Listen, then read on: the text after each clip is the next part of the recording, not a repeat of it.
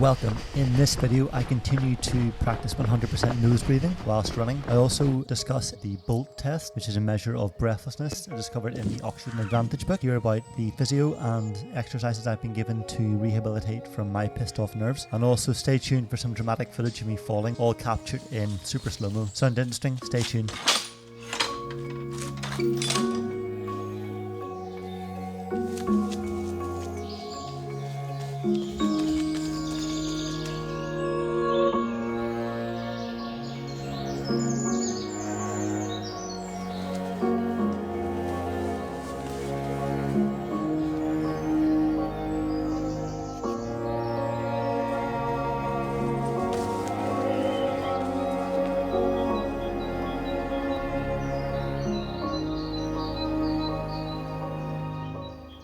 The BOLT, or body oxygen level test, is a way to determine your relative breathing volume whilst at rest, or breathlessness whilst exercising. Improving your BOLT score is an important key to attaining greater physical endurance. After resting for say 5 minutes, and then hold your breath on the out breath until you feel that first desire to breathe. This isn't an aim to hold your breath as long as you can, but it's a measure of how long you hold your breath until you feel that first need or desire to breathe. It builds up, and that increasing desire to breathe is basically the CO2 level in our bodies increasing, and when it gets to a certain level then we need to breathe. So this is just measuring how quickly we get to that first need to breathe, and for each of us, depending on our tolerance, CO2 might be much lower. Let me just give you a quick demonstration. I've got my stopwatch up on the screen, and I'm going to sit here and just breathe normally in and out,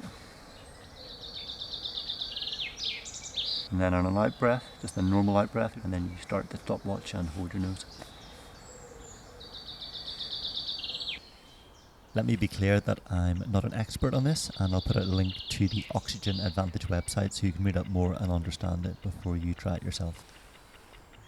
So why is a BOLT score so interesting or important? The lower your BOLT score basically means you're more sensitive to carbon dioxide, and that is what triggers you to want to breathe. When you hold your breath, you'll want to breathe more regularly and have a greater breathing volume as a result. So as you improve your BOLT score, you'll need to or want to breathe less frequently because your CO2 tolerance has increased, and so you'll be able to maintain calm breathing during rest and hopefully lighter breathing during physical exercise, which is definitely going to be a benefit regardless whether you're going out for a walk or running, however you want to exercise. So this is a good benchmark for that to understand. Okay, so that's me done. It's a good measure to make sure that the test you've done is accurate. If you feel a bit breathless at the end, then maybe you need to knock a few seconds off.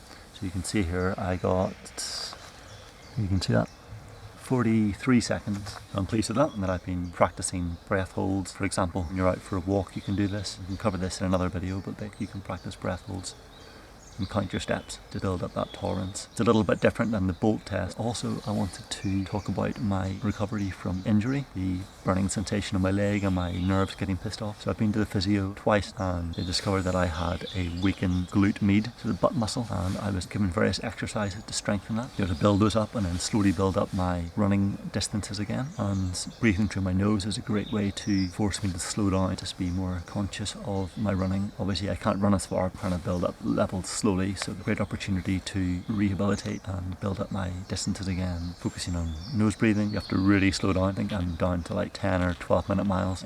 I'll be running slow for a while, but that's no harm. It's less stress on my body because I'm running a bit slower, and I'm also building up this endurance through nose breathing. And there's actually altitude training method you can do from sea level through breath holds whilst running. Lots to be covered in various videos that I'll be touching on in the future. As always, thanks for taking the time to watch these videos. I really appreciate it. If you've got any feedback or any questions, leave those in the comments below. As always, give them a thumbs up if you like this video, and I will see you in the next one. Thanks for watching.